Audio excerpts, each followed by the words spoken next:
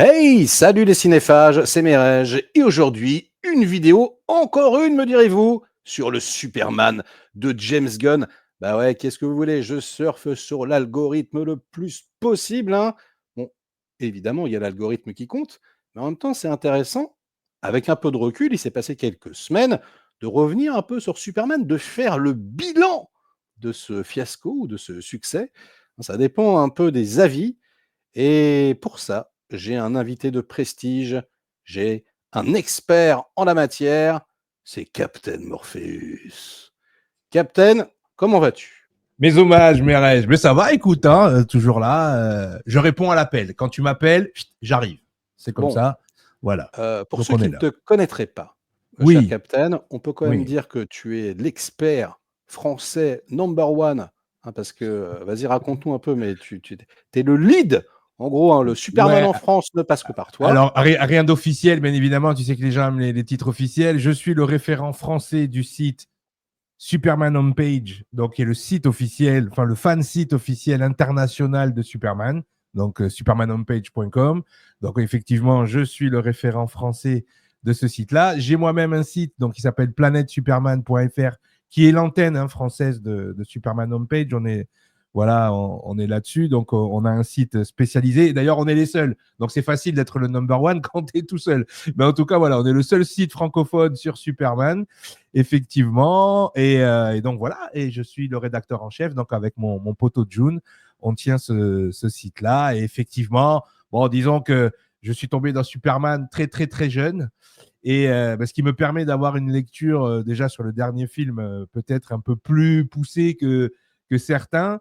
Et je ne suis pas surpris par la réception non plus du film. Voilà, donc Et voilà, tu es même créateur de comics, hein, on le dit quand oui, même. j'ai une maison d'édition qui est justement qui est CTOR Édition, Kikology Comics, du même nom que ma chaîne YouTube. Et voilà, moi-même, à mes heures perdues, voilà, grand fan de comics depuis mon plus jeune âge. Ça fait 40 ans que je lis du Superman.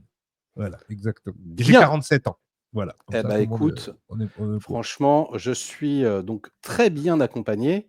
Bon, il ne t'aura pas échappé que moi, Superman, ça m'est passé un peu au-dessus. Mais bon, en même temps, James Gunn, je le porte pas forcément dans mon cœur. Ouais. Heu, Moi non plus, hein, après au passage, à la base. oui, c'est vrai à la base. Mais bon, ça y est, je pense qu'il t'a conquis, tu t'es un peu réconcilié avec lui. Sur ce Alors, film. sur ce film en tout cas, Sur ce film, oui. Superman de James Gunn, Hmm. est-ce que qu'est-ce qu'on peut dire aujourd'hui? Voilà, aujourd'hui, au jour d'aujourd'hui, hein, expression qui ne veut Ouais, rien dire.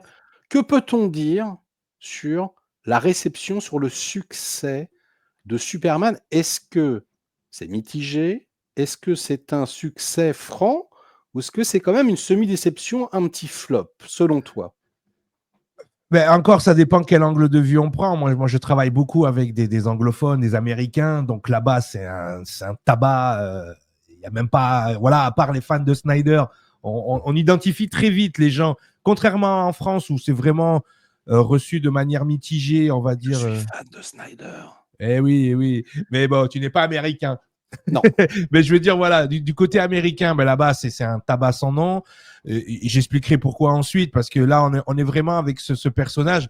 J'ai envie de dire, et c'est la phrase que je voulais pas dire, tu sais, quand le film est sorti, mais le film divise.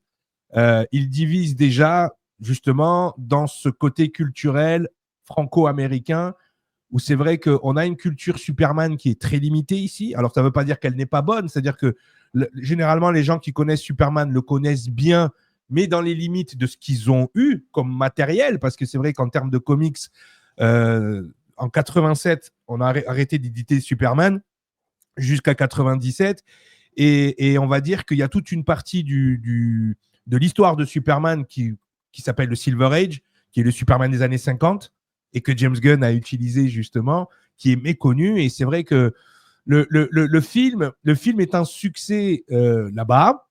À l'international, on a vu que le box-office traînait un peu la patte. Mmh.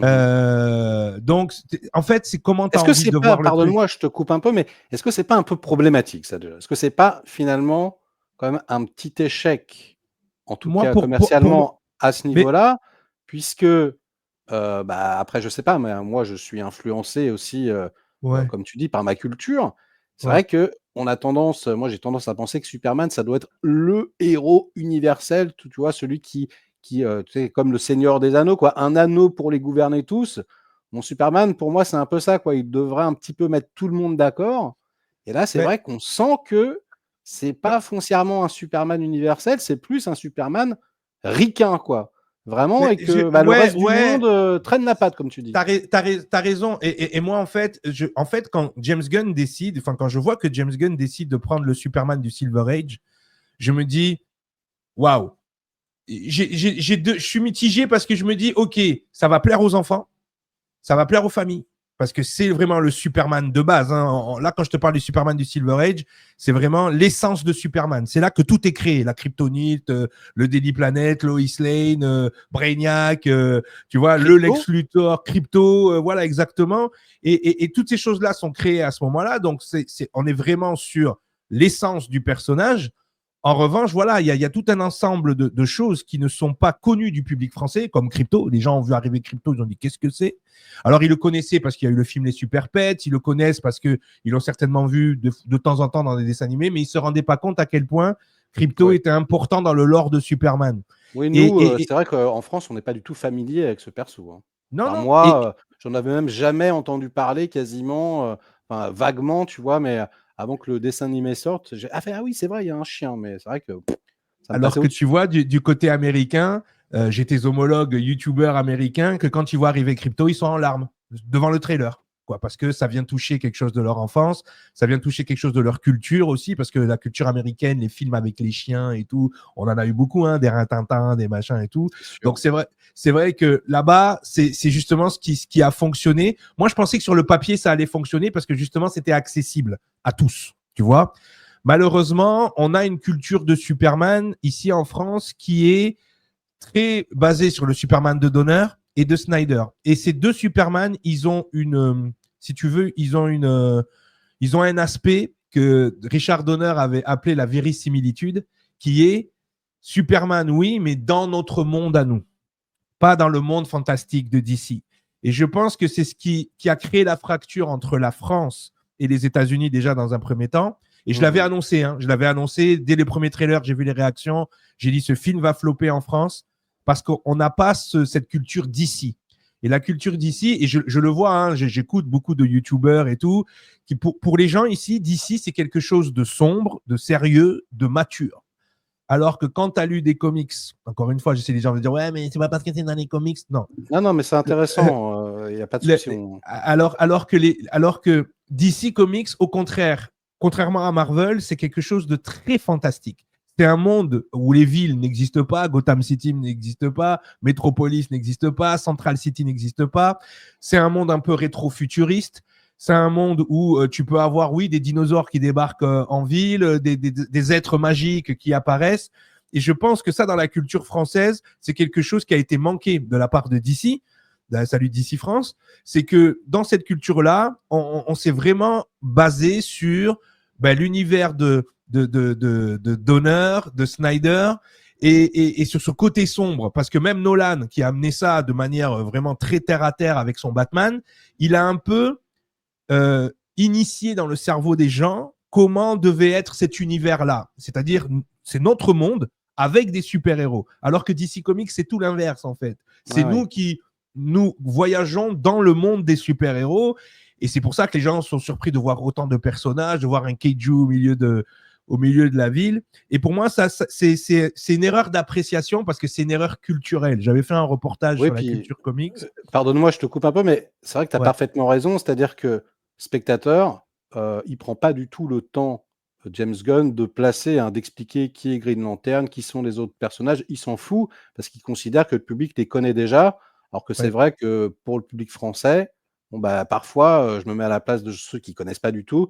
Ils doivent être un petit peu paumés dans cet univers, tous ces persos, toutes ces références. Donc tu as Ouais, parfaitement raison, quoi. et ça, voilà, ça c'est l'univers d'ici. Et en plus, il est parti du principe, et je pense que ça a été une erreur par rapport à l'international, que tout le monde avait une culture comics comme on a aux États-Unis. Et c'est vrai que ça t'est déjà arrivé de rentrer chez un libraire, t'achètes un comics, bon ben tu le prends, l'aventure elle a commencé déjà il y a 4 ou 5 épisodes, et t'es plongé directement là-dedans, mais tu Oui. raccroches les wagons.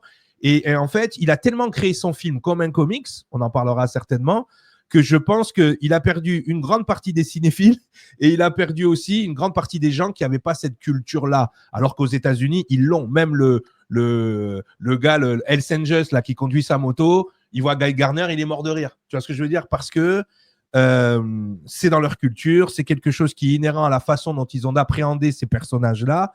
Et je pense que c'est pour ça, de toute façon, le box-office parle, hein, à un moment donné. Aux États-Unis, encore une fois, là, j'ai un pote, il m'a montré, les salles sont pleines encore au moment où on se parle. Enfin, les salles qui restent, parce qu'il ne reste plus beaucoup de salles au moment où on se parle.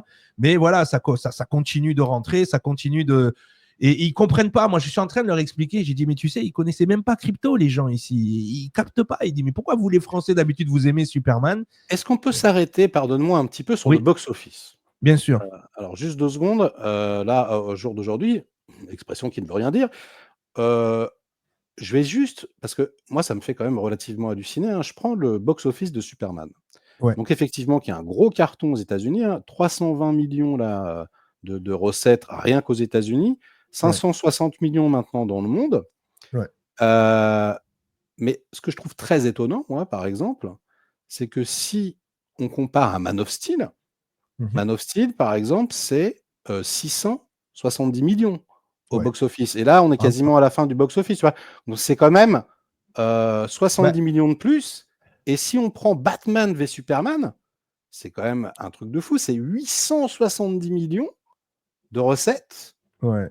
J'étais sur le cul quand j'ai vu ça. Moi, je m'en rappelais plus. Puis Ouais, il y a ouais. quand même Et surtout, l'inflation et tout. il s'est fait défoncer en plus, Batman v Superman, hein. Carrément. Et puis Ouais. même Justice League, je veux dire, le Voldemort Le- Cut, hein, la version pourrie, c'est 660 millions au box-office, tu vois. Ouais, ouais, oui. Bah Et après, ces films-là, c'est sur 3 mois. Là, on ouais, n'est ouais, même pas mais à un mois. il y a pas de problème, mais on est d'accord que là, c'est un peu la phase descendante, Ouais. parce qu'à l'époque, Snyder, on lui a chié sur la gueule, machin, c'était pas considéré comme des succès francs, et cetera, et cetera. Tu Ouais, trouves c'était pas plus ça pour quand même, Batman. ouais, tu trouves pas, bah ouais, mais 870 millions, quoi. Tu trouves pas Ouais, ça ouais. quand même assez, enfin, je sais Bah, pas, James oui, oui. Gunn, là, pour le coup, enfin, je sais pas, il s'attendait quand même à faire plus, non? Tu penses pas Ben, que... je pense qu'il s'attendait à faire plus à l'international déjà. S'il avait des chiffres internationaux normaux, c'est-à-dire au-dessus du box-office américain, comme c'est le cas d'habitude, s'il avait un box-office au moins ne serait-ce qu'égal à celui du... On serait déjà à 700 millions. Mais En fait, tu parles de culture, d'appréciation, ça je comprends et je pense que tu as raison et c'est vrai. ouais. Mais est-ce que, on peut imputer, vraiment l'échec à l'international uniquement à ça? Non, non, non, non, non, Est-ce non, que non, ce ne non, sont non. pas, tu vois, les défauts aussi intrinsèquement du Il film y a il y qui a font la que ça plaît Chine, pas? bien sûr, bien sûr. Après, on peut parler de ça. Moi justement, moi, sur ces histoires de box-office, à l'époque, je m'y intéressais pas. Bon, j'ai la chance avec le site d'avoir accès à ce qu'on appelle le co-branding, le merchandising. Donc, j'ai accès à certains chiffres. Ce qui se passe, en fait, moi, je pense honnêtement, c'est que déjà, on est dans une conjoncture différente, largement différente, C'est sûr, c'est sûr. où on est après le Covid. Il faut, voilà. Moi, en économie, on m'a appris à faire un test de Fisher, justement, pour voir la contingence des chiffres, comparer deux époques, surtout dans le même secteur d'activité. C'est intéressant de faire ce genre d'études. Et c'est vrai que moi, j'ai commencé à m'intéresser à ces chiffres-là. J'ai parlé à des gens dont c'est le métier. Et ils m'ont dit, attends, on n'est pas du tout à la même époque, on n'est pas du tout dans la même conjoncture. Man of Steel, Batman v Superman sortent au moment où les films de super-héros sont totalement... Et d'ailleurs, on voit la réaction des studios à l'époque. Vu que Marvel fait des films à 900 millions, 1 milliard, ben, ils considèrent que Man of Steel à l'époque et Batman v Superman étaient un échec. Oui, Alors que non, en vrai, les films, là-bas, ils appellent ça le break-even. Ça veut dire que les films étaient rentables. Les deux ont été plus que rentables. Donc, à partir du moment, c'était pas un échec, si tu veux, commercial et financier. C'était plutôt un échec dans la course contre Marvel. oui, oui, tout à fait. Donc Mais là, bon, ce que je veux pointer du quand doigt, même, attends, quand justement, même. oui, oui, quand même. Ce que je veux pointer du doigt, quand même, c'est qu'aujourd'hui, dans la course contre Marvel, Superman éclate les 3 Marvel qui sont sortis cette année. Ça, c'est tout à fait vrai. Et les 4 fantastiques inclus. Donc, en fait, ce qui se passe aujourd'hui, c'est qu'il y a une fatigue des films de super-héros.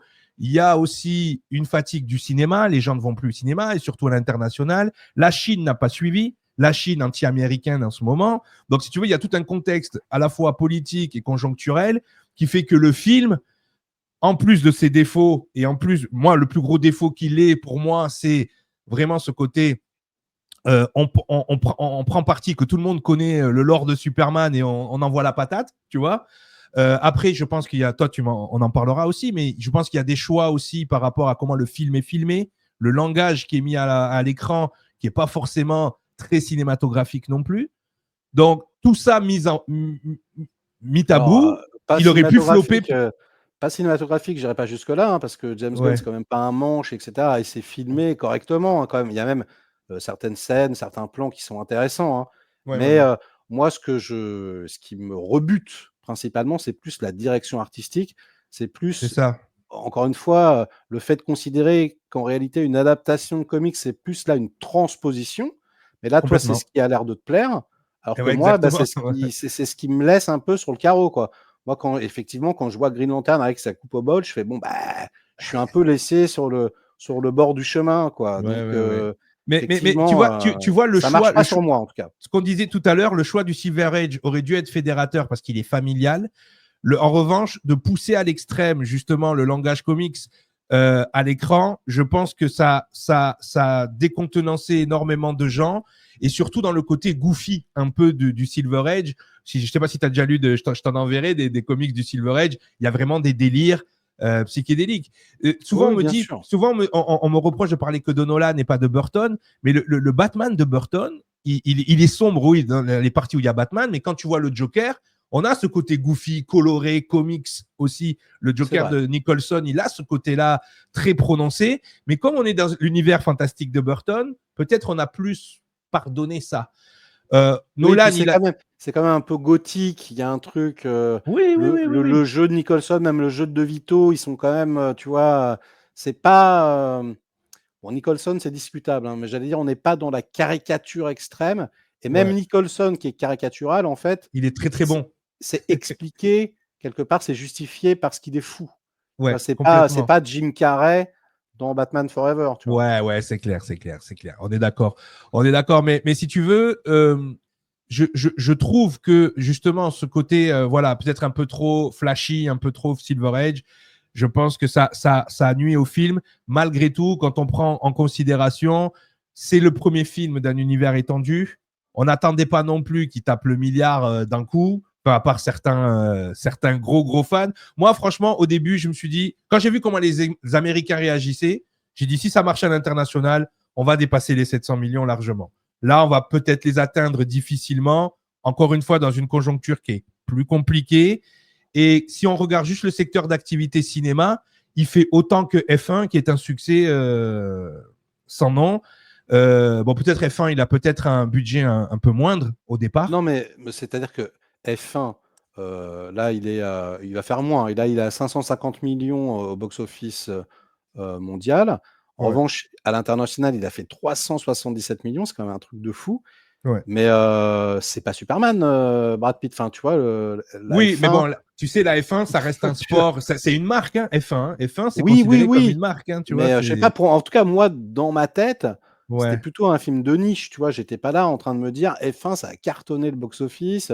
C'est le plus gros succès de toute la carrière de Brad Pitt. Enfin, c'est un truc de fou quand même, Ouais, ce qui se après, passe avec comme je te F1. dis, les chiffres, tu les regardes comme tu as envie de les regarder. Si tu regardes juste les CBM Movie de 2025, Superman est premier. Non, mais Et tu as là-dessus, je parfaitement pense raison. que, Tu as tu parfaitement vois. raison, mais je voulais juste quand même pointer du doigt cette petite chose parce qu'on en a foutu plein la gueule à Snyder à l'époque et encore aujourd'hui. Alors qu'en fait, bon, bah, Gunn fait pas forcément mieux. Moi, Snyder, non, mais justement, parce qu'on pourrait se poser la question, je pense, de se dire pourquoi on a été aussi dur avec Snyder à l'époque et pourquoi James Gunn, il a la carte. Moi, je savais déjà qu'il avait la carte avant qu'il soit, enfin, dès qu'il a été engagé, j'ai dit, il va avoir les métacritiques parce qu'il a toujours les métacritiques et il va avoir un succès d'estime d'office, alors que Snyder, il divisait déjà. Le problème de Snyder, je pense, c'est qu'il est arrivé dans une conjoncture qui était haute et qu'on attendait énormément de lui. Les attentes, l'ancienne équipe de Warner qui était là à l'époque avait des attentes complètement folles. C'était, en fait, ils voulaient rattraper Marvel et ils voulaient des chiffres incommensurables versus aussi la réception d'une certaine partie du public. Parce que moi, tu vois, à l'époque, à la sortie de Man of Steel, en tant que on va dire, travailleur de Superman, je devais me battre avec les ultra fans de Superman. À l'époque, c'était l'inverse. Je me battais avec les ultra fans de Superman pour leur expliquer que le Superman de Man of Steel était utile. Parce que quand Man of Steel sort aux États-Unis, les ultra fans de Superman, là je te parle des gars comme moi, des gars qui travaillent sur des sites, des gars qui sont des archivistes du truc, ils n'ont pas aimé. Hein. Ah, le Superman de Cavill, il n'est pas passé. C'était une trahison quelque part. Ah oui, c'était pas du tout le Superman lumineux, rouge, bleu, jaune. C'était qu'il était trop triste, qu'il était trop alien, tu vois. Alors que moi, je disais non, c'est justement ce que le public a besoin aujourd'hui. C'est des aspects quand même de Superman qui existent. C'est juste les curseurs qui ont été modifiés. Et à partir de là, pour moi, je pense que le problème pour moi, c'était pas Man of Steel. Le problème, ça a été Batman v Superman. La manière déjà dont le film a été construit et surtout la réception du public. Le fait que le Ultimate Cut était vraiment meilleur que le cut cinéma, et ça c'est un problème aussi quand le film sort et qu'il manque des bouts. Et après, ce besoin de faire le milliard était complètement débile. Parce qu'en vrai, ce Superman-là était un succès. On s'égare un petit peu, pardonne-moi, je vais ressentir, non mais parce que t'es passionné, j'adore ça, et puis t'es passionnant. Du coup, oui, en essayant d'être le plus objectif possible, parce que tu n'as pas vraiment répondu à ma question. Toi, ton appréciation personnelle, Captain, c'est un succès, oui ou non? Oui.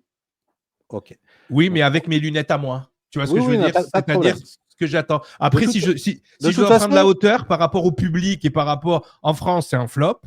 C'est normal. À l'international, c'est mitigé. Et c'est un succès aux États-Unis. Je pense que les Américains avaient besoin de ça. Ils avaient besoin, et DC Comics avait besoin de ça, d'avoir un film qui est number one dans le secteur CBM. Donc pour moi, en ce sens-là, c'est un succès.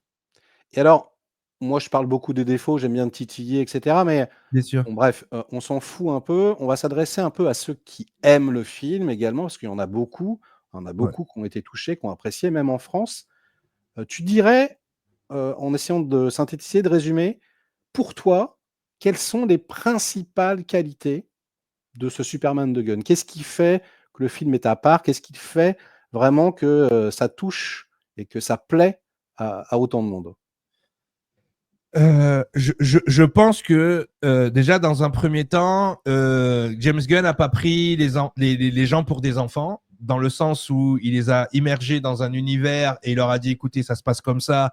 Et je pense que les gens qui ont pu se laisser embarquer par ça ont apprécié. Je pense que sa qualité première, c'est que déjà rien que dans les trailers, on en avait vu plus sur Superman que dans toute la cinématographie de Superman, je parle et j'inclus les films de Donner, de Snyder, même les séries TV. En quelques trailers, il avait déjà mis la barre très très haut dans ce qui est du lore de Superman. Donc les gens qui vont apprécier Superman, forcément, c'est des gens qui vont être touchés par ça. Je pense que le côté familial aussi, il fait beaucoup. Beaucoup de familles se sont déplacées. Moi, j'ai pu amener mon fils, Man of Steel, et au bout de 10 minutes, il décrochait. Alors que là, voilà, donc je pense que ça a fonctionné. Tout le monde a été content du film, que ce soit ma grande de 24 ans, ma petite de 5 ans, tout le monde voilà, a pu apprécier ça. Le fait de pouvoir aller en famille, je pense que c'est ce qui fait aussi que c'est un succès et d'avoir un Superman positif aussi, je pense que c'était important pour les gens. Ok. Eh bien donc, succès pour toi. De toute façon, on ne peut pas dire que ça soit un flop, très objectivement. Hein. Le film a rapporté quand même beaucoup de pognon. Et même pour les détracteurs un peu comme moi, bon, bah, force est de constater que le film plaît toutefois énormément. Il y a énormément de public qui adhère. Hein. Donc moi, je ne suis pas en train de dire que c'est un flop retentissant, pas du tout. C'est juste qu'artistiquement, ça ne m'a pas plu et que bah, du coup, je me demande si les investisseurs Warner, DC sont vraiment satisfaits du travail de Gunn, parce que bon, les Américains, ils sont contents et le box-office américain est parfait, c'est cool. Mais voilà, est-ce que c'est l'homme de la situation pour l'international? Moi, je me pose la question. Alors, pour le film là, en l'occurrence, non. La manière dont il a construit son univers avec des séries comme Peacemaker qui, elles, fonctionnent énormément à l'international et moins aux États-Unis. Le truc, c'est qu'il faut voir DC dans son ensemble. Il a été le réalisateur de Superman, mais il est surtout le CEO de DC Studios. Moi, j'ai l'impression que là-bas, oui, ils sont très contents. Je vais t'expliquer pourquoi. Parce que Superman, et les gens oublient ça, on n'en a pas parlé tout à l'heure pour le box-office. Moi, j'ai accès à ces chiffres en plus. Ils sont déjà au moment où je te parle. Hein, c'est-à-dire que toutes les marques vont donner en fin d'année leurs résultats. Mais en termes de co-branding, ce qu'on appelle le tie-in marketing, c'est-à-dire que toutes les marques qui se sont affiliées au film pour justement profiter de la hype, hein, profiter de la Supermania qu'il y a eu aux États-Unis, ils sont, là au moment où je te parle, ils sont à 170 millions de dollars de co-branding. Ça veut dire que au box-office que tu as là, rajoute 170 milliards. Millions, pardon. Millions. Rajoute 160. Ne va pas trop loin. Rajoute 170 millions. Et encore, on n'a pas tout. Men of Steel avait fait presque 200 millions de co-branding. C'est-à-dire qu'il s'était presque remboursé son budget de départ. Il s'était presque remboursé son budget de départ, ne serait-ce qu'avec le co-branding. Parce que Superman, c'est ça aussi. C'est pas que le box-office, c'est les poupées. Oui, c'est ma fille, elle a toutes les peluches. Voilà, d'ailleurs, il me faut toujours ton adresse pour que j'envoie à ton petit la poupée que j'ai mis de côté. C'est gentil, je vais te donner ça tout de suite. Mais c'est vrai que par rapport à tout ça, voilà, Superman a engrangé énormément de choses et surtout, ils avaient besoin d'un film parce qu'il faut savoir d'où il venait DC Studios. Hein. Ça a été 5 flops retentissants, incluant Black Adam, des derniers films. Ils étaient à la rue complet face à Marvel la plupart du temps. Même quand Marvel floppait, eux, ils floppaient encore pire que Marvel. Ouais, donc, si tu veux, là, ils voient un peu les beaux jours parce que avec Superman, cette année, ils sont premiers encore une fois. Ils ont repris le dessus au niveau de tous les flops qu'ils avaient eus. Donc, pour eux, ils sont dans une dynamique positive. Et bon, on pourra avoir quelques échos, avoir la chance d'avoir quelques échos. Oui, ils sont très, très, très, très contents de James Gunn. Et là, ils sont partis pour lui donner les clés pour un moment. Eh ben, on n'est pas prêt de le voir partir, les enfants, c'est ça que ça veut dire. Captain Morpheus, merci beaucoup pour ce retour sur Superman. Ça m'a fait très plaisir que tu acceptes l'invitation. Évidemment, allez voir toutes les chaînes de Captain Morpheus. Je vais les laisser dans les descriptions. Hein, voilà. Si vous voulez un comics français de toute beauté, achetez les Chroniques de Candor. C'est incroyable. En plus, je ne vous montre pas là, hein, je vous laisse la surprise, mais dedans, il y a Mérège. Il y a le commissaire Mérège. Voilà, le commissaire Mérège. Franchement, c'est excellent. C'est de toute beauté. Et là, on est en train de faire le deuxième. On est en train de faire le deuxième et on travaille sur une intrigue où tu es le personnage principal. Ouh, oui, oh, ça me fait plaisir. Voilà. Bon, c'est libre de droit. J'ai donné, j'ai fait. Allez, vous avez le droit. Il n'y a pas de problème. Merci, Captain. C'était très cool. Je t'embrasse. Porte-toi bien. Va voir des films. Tu peux dire bravo James Gunn, vas-y, bravo James Gunn. Hein, bravo James Gunn et bravo le cinéma. Va te faire foutre James Gunn. Et vous voyez, en même temps, c'est ça qui est bien. On peut discuter. C'est pas parce que voilà, moi je suis pas du tout fan et que toi au contraire, t'es dithyrambique qu'on est obligé de s'envoyer des tomates dans la gueule. Donc, dans les commentaires, faites pareil, faites l'amour. Et surtout, je tiens à dire aux gens, ne vous fiez pas trop sur mon avis. Moi, j'ai grandi dans le Silver Age, j'avais les comics de mon papa, donc rien que ce choix-là, j'étais un vendu. Donc à partir de là, voilà. Après, j'ai quand même un aspect, enfin, j'ai une petite expertise sur le personnage et je peux comprendre ce qu'il a voulu faire. Quoi. Voilà. Allez, ciao les loulous, à très vite. Bye bye.